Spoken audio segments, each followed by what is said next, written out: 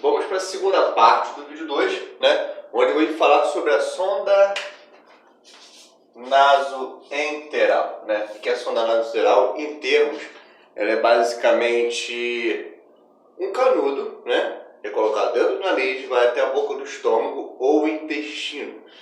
Tem os tópicos 13 da alimentação nasoenteral, vem falando sobre os critérios dela ser usada, né? Logo após vem dizendo que a sonda nasoenteral pode ser administrada de forma mista, né?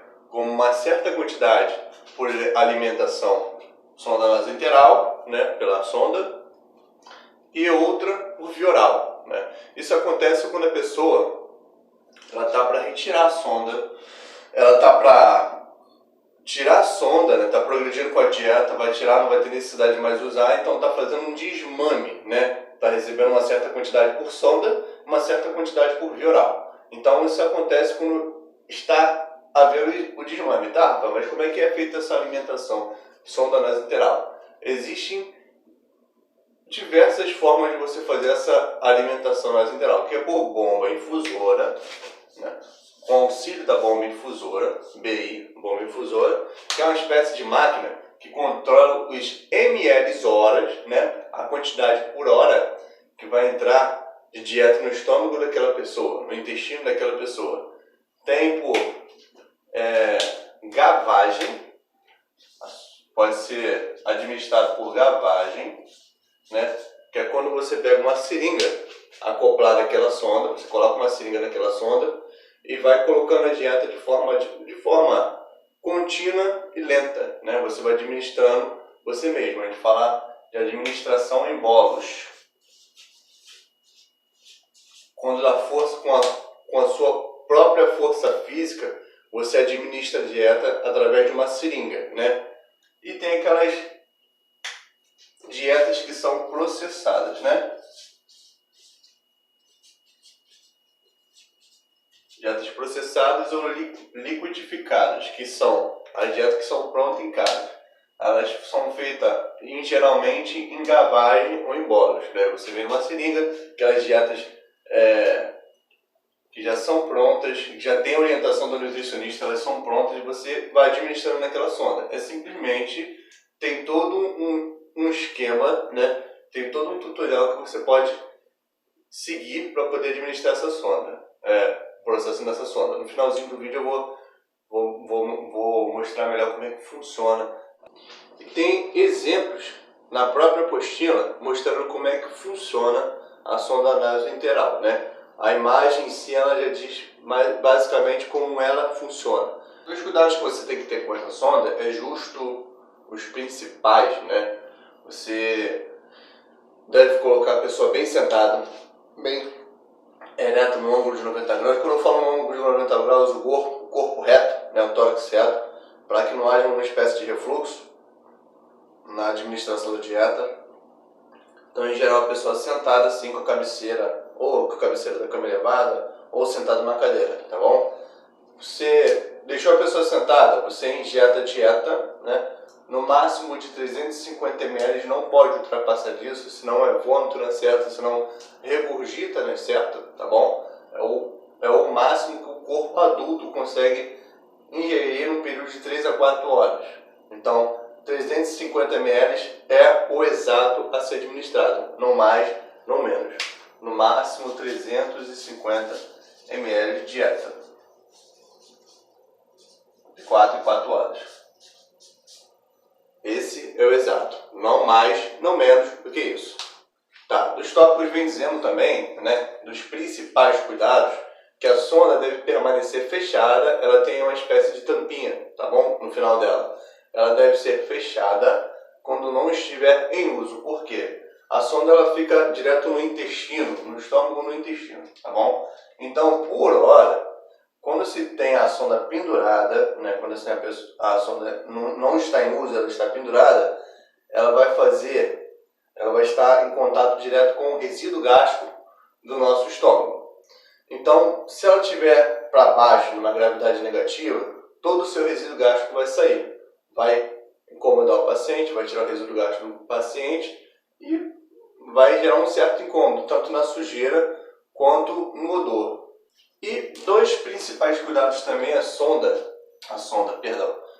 Dois principais cuidados também, a dieta deve ser administrada em temperatura ambiente. Não, Rafael, não devo esquentar a dieta. Umas meia hora, 40 minutos antes de você administrar a dieta, você deve deixar o frasco da dieta, a dieta industrializada, processada, fora da geladeira, né? Fora de conservação, para que ela pegue a temperatura ambiente. Não é necessário esquentar a dieta, entendeu? É só deixar ela em temperatura ambiente.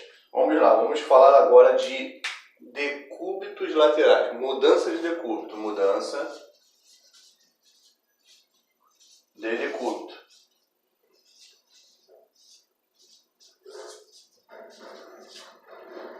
A mudança de decúbito é essencial para a prevenção de algumas lesões e para o conforto do paciente. Até quando você fica numa cadeira, num ônibus, né, e começa a te incomodar no quadril, no bumbum mesmo, começa a te incomodar, você tem aquela necessidade de descomprimir, virar para um lado, virar para o outro. Então, a mudança de decúbito é boa para poder promover a circulação sanguínea no tecido da pele da pessoa. Se você deixar uma pessoa reta, uma pessoa acamada, né, reta numa posição só, ela vai se sentir desconfortável, ela vai querer mudar, ela não vai conseguir dormir. Então é necessário que periodicamente, em alguns períodos, né, periodicamente, você mude aquela pessoa nos horários intermitentes, né? Geralmente 2 em 2 horas, 3 em 3 horas, para uma posição, de uma posição para outra. Temos os exemplos aí que são os decúbitos laterais, né?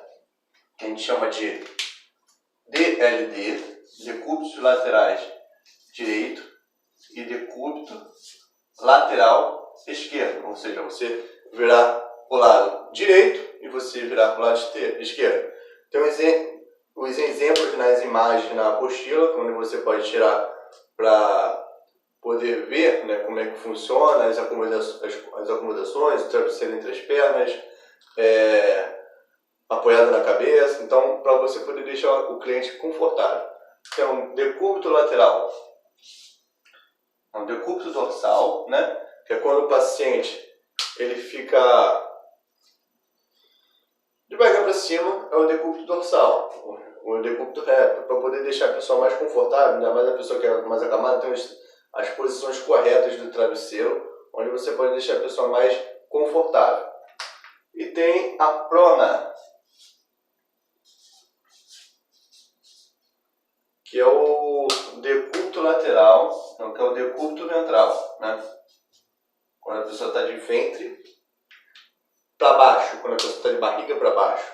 Então esse é o decúbito ventral. São as posições que favorecem, né, a melhora, o conforto da pessoa na cama. Então essas são as posições, são os decúbitos, são as mudanças de decúbitos que promove um conforto para o seu cliente, tá bom?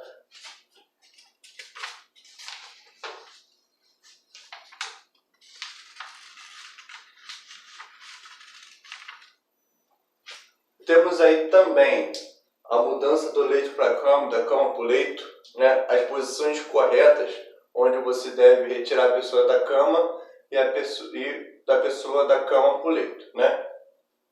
Da cadeira para o leito, perdão. Onde você vai pegar o cliente abraçado, quando geralmente você vai retirar, vai querer botar ela na cadeira higiênica para levar a pessoa para o banho. Você vai pegar ela, vai sentar ela na beira do leito, pedir para ela ficar 1 minuto, né? Tentar segurar 1 minuto, se ela não conseguir segurar sozinha, sentar 1 minuto, apoiar 1 minuto para ela não poder fazer uma chamada hipotensão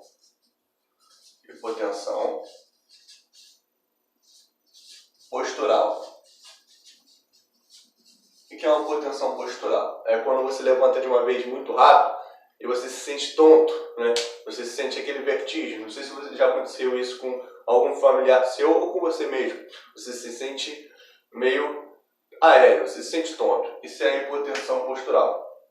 Sua pressão dá uma queda brusca e rápida porque você levantou muito rápido, né? A atividade sanguínea estava lenta e você levantou de uma forma rápida, seu organismo respondeu mal. Essa é a hipotensão postural. Então deixa a pessoa sentada 1 minuto, deixa o seu cliente sentado 1 minuto no leito, e aí começa as atividades dele, onde você vai abraçar ele para poder retirar e botar na cadeira, para poder ler papel higiênico, como vem mostrando nas imagens. Bem, vamos pular direto, né, para úlcera por pressão, porque os anteriores vem falando muito sobre exercícios.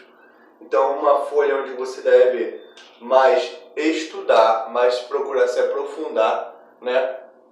Não algo que eu preciso estar explicando aqui basicamente. Vocês têm que se pesquisar um pouco sobre exercício, sobre a rotina, o que o seu cliente pode fazer como atividade física, né?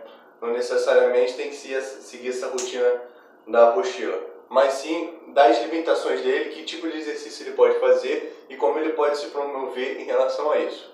Vem falando também um pouco da comunicação, né, do idoso, que é importante você se expressar do idoso de forma simples e clara, sem muito termo técnico, sem muita postura técnica, dependendo do idoso, para que ele possa ter um nível de percepção maior do que você está querendo falar e no que ele está querendo expressar para você. Então, seja simples e claro para poder você conseguir ter uma comunicação limpa e eficaz com o seu cliente, ok?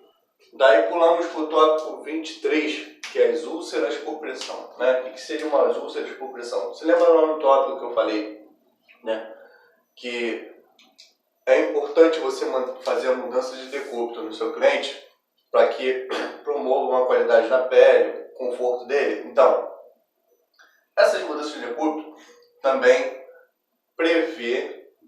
faz a prevenção da úlcera por pressão, a UPP. Úlcera por pressão. A úlcera por pressão é uma espécie de ferida por falta de oxigenação na pele. Quando você fica muito tempo parado num lugar, começa a arder aquele lugar, né? Quando você fica sentado muito no banco do ônibus, começa a arder o seu bumbum, né? Vamos dizer assim, e você quer mudar de posição. Se por acaso, se é uma pessoa que não consegue se locomover, permanecer naquela posição de 24 a 48 horas, geram bolhas, a pele fica frágil e começam a criar lesões. Daí são as geradas úlceras por pressão, né? Onde são feridas horríveis, são feridas que demoram a ser cicatrizadas, demoram a ser tratadas. Então, a mudança de decúbito é a maneira mais eficaz de você prevenir a úlcera por pressão, né? Método mais eficaz. Mais eficaz. Mais eficaz.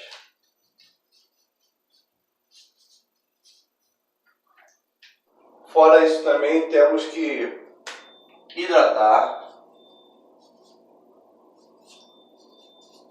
a pele do nosso cliente, tá bom? Com hidratante, com óleo de girassol, né, que é um óleo específico para poder hidratar a pele, para alguns complementos da pele. É um óleo muito importante, inclusive até muito usado nos curativos de úlcera por pressão, por ser um óleo muito essencial de ter componentes essenciais que promovem a melhora da pele, a qualidade da pele. E também, né, finalizando essa parte aqui de úlcera por pressão, as prevenções são basicamente essas, né? Vamos falar também sobre CVT, catéter vesical de demora, né? Catéter vesical de demora é basicamente uma sonda, como se fosse um canudo também, né? Sonda, basicamente isso, que fica introduzido ou dentro do pênis ou dentro da vagina da nossa cliente, né, da nossa idosa, da nossa cliente, que dali sai urina espontânea, onde o objetivo dela é justamente promover essa questão de urinar, né, com facilidade, por espontaneidade. A urina vai cair na bexiga e vai ir direto à sonda. É uma sonda que ela fica introduzida dentro do pênis, dentro da vagina, que vai direto à bexiga, com o objetivo de promover a facilidade na urina, né? E ela fica acoplada numa bolsa coletora de urina, como tem referências aí no tópico entre 25 e 27, né? É basicamente isso, não tem muito segredo. E nessa bolsa coletora de urina, ela tem, por regra, um limite, né, de 200 ml, 2 litros. ao qual você nunca pode deixar encher até o topo, senão você pode obstruir a sonda, você pode reter a urina do paciente, fazer pressão na bexiga a modo que possa causar lesões e sangramento. Então, existe uma regra que diz que você só tem que esvaziar aquela bolsa coletora a partir de 1/3 da sua capacidade. Então, aproximadamente entre 600 e 700 ml de diurese, você já tem que desprezar essa quantidade. É uma regra, entendeu? Também vamos falar sobre a bolsa de colostomia, né? As ostomias, né? Ostomias, que vem no tópico 27 e 28, né? Ostomias, onde vem falando o que é ostomias, né? Osto geralmente vem falando sobre furos, buracos. Ostomias vai falar tratamentos de buracos. No caso das ostomias, vamos falar sobre bolsa de colostomia,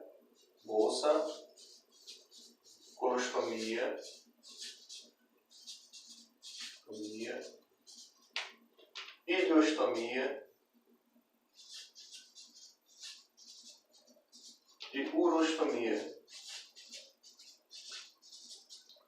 Essas bolsas são coletoras de fezes. Ela fica acoplada em alguma parte do nosso intestino para poder eliminar essas fezes, seja por problemas funcionais do intestino, seja por dificuldade de evacuação pelo ânus, seja por empedramento das fezes. Então essas bolsas servem para poder facilitar a saída das fezes do nosso cliente, né? E a colostomia, ileostomia e urostomia se dá pela cada posição que a bolsa é acoplada. A colostomia é colocada numa região do intestino, a ileostomia, uma parte mais baixa do intestino. Tem todas as posições indicadas aí na nossa apostila, que vem explicando exatamente onde fica essas bolsas, né? As indicações certas. Para o esvaziamento dessa bolsa, né? Quando ela enche de fezes, que é necessário esvaziar essa bolsa, você vai esvaziar numa vasilha ou com algo descartável ou em cima de uma fralda, algo que você possa descartar depois, né, com facilidade. Essa bolsa ela tem que ser lavada. Depois que você descartar ela, fica resíduo de fezes, você lava ela com soro fisiológico ou água potável, né? Nada de água contaminada, qualquer tipo de água não. Você vai uma água filtrada, um soro fisiológico, uma água potável, sempre para poder lavar essas bolsas. Todos esses exemplos de prática eu vou dar no final do vídeo, tá bom, gente? Tanto da sonda, tanto da CVD, tanto quanto da bolsa. Então, não se preocupem, vocês vão saber. Outra coisa que vamos falar, né, no próximo tópico é sobre medicações. Todos os cuidados com medicações, todo o zelo que você deve ter com medicação não é pouco, né? Tanto da parte de organização, tanto da parte dos horários. As medicações, em alguns idosos, na maioria deles, são essenciais para poder ter a sua rotina do dia a dia. A ausência de algumas medicações pode interferir no na sua desenvoltura física, na sua desenvoltura comportamental. Então você tem que ter uma responsabilidade séria com as medicações. Se tem que tomar 8 horas da manhã uma certa medicação, é 8 horas da manhã. Se tem que tomar 10 horas da manhã, se tem que tomar meia-noite a medicação, tem que tomar a medicação. E sempre procurando o profissional de saúde. Você tem que ter um certo conhecimento específico sobre a medicação. Todas as medicações que você vai administrar no seu cliente, você tem que ter um certo conhecimento. Pesquisar mesmo, internet, Google, YouTube. Essa medicação aqui é para evacuar, para poder ajudar a evacuar. Se o cliente está com diarreia, não tem lógica você aplicar uma medicação, dar uma medicação para ele evacuar. Você vai consultar os profissionais de saúde ou o familiar, né? Para ver se realmente vai administrar essa medicação. Se ele está com sono demais, está dormindo o dia inteiro, ele tem uma medicação para poder dormir, você não vai administrar antes de perguntar ao profissional de saúde ou perguntar ao familiar. Então você tem que ter essa analogia entre as medicações, né? Se deve administrar ou se você deve perguntar antes de administrar. Então você tem que fazer essa avaliação, esse prognóstico.